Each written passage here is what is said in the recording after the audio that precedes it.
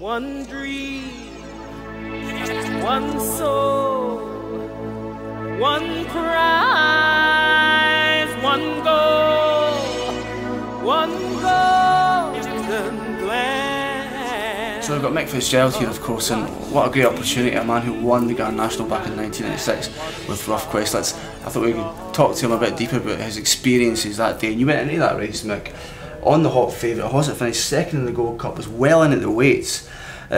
Was the pressure there for you? Was it at the start? No doubt. It was the horse, first horse trying to be a winning favourite since Aintree, of course, back in 1981. And having finished second in the Gold Cup, many people felt that he was chucked in. He only had 10 stone 7 as well, which, you know, everything was pointing towards him. But I had never got round the Grand National course, so that was a worry. Added that to the fact that he had actually run over the Grand National fences before and fallen Rough Quest, so there was, you know, there's quite a lot of negatives as well as plenty of positives. And it's amazing when you ride in the Grand National. It is a completely different experience to anything that you will have on a daily basis. The fences are completely different. It's spruce that's laying across on top of each other, as opposed to birch, which is laid upright, and horses can flick through birch and they just get away with a little bit of a mistake. If you hit spruce that's been stacked up, especially if it's rained on top of it, it's like hitting a brick wall, and that's what happens to a lot of these horses. And, you know, let's not forget, there's 40 of them line up at the very start of the Grand National.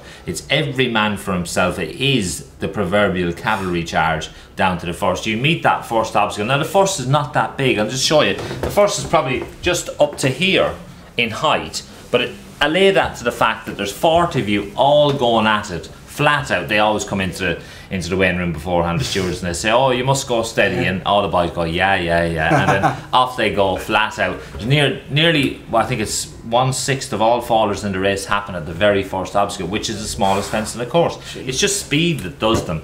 And then you get to the third, which is the first big ditch. That's a huge fence. There's a big spread on that as well, so you've got to give that a lot of respect. And then, of course, everybody knows it's Beechers. It's the 6th obstacle.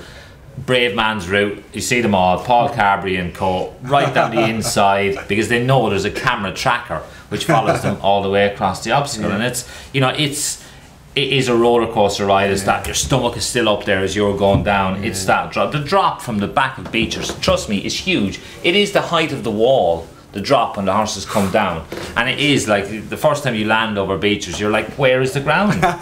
And it comes and hits you, and for some of the horses, if they're not aware of it, it'll hit them and they'll roll over. So the best way to be, middle to outer, gives you more room, and I think that's the safest route. If I was riding something like the Midnight Club, that's where I'd want to be going. And then, of course, you got a canal, which is unless you give it the respect and take it like a bit of a chicane, you'll lose a lot of ground. And then really the rest of it is pretty straightforward until you get around in front of the stands, and of course then you get to the biggest fence in the course, the Chair, which is, trust me, huge. You could drive a Mini through the middle, that'll tell you how wide the obstacle is, and if you don't respect it, you will, and it narrows as well. So some horses are looking at a lot of different things. It's very important as a jockey, you get your horse focused, and then once you've landed over the Chair, it's the water, and off you go and do it all again. So in 1996, you took those fences quite well. Were there any points you thought, I'm in trouble here, or when did you think I might win this race? It was funny, when I went out on the second circuit, he just started to get a bit of a run on me, and I thought, I'll just let him nudge one of these. And then when I was running down to it and he started to tank a bit going to it, I thought, oh, please just back off a little bit and pay this fence a bit of respect, which he did, and he was foot perfect all the way around. Sure. And just at the very end, of course, there was that incident just after the elbow with Encore and Poix, and it went to Stewards Inquiry, I'm sure you remember.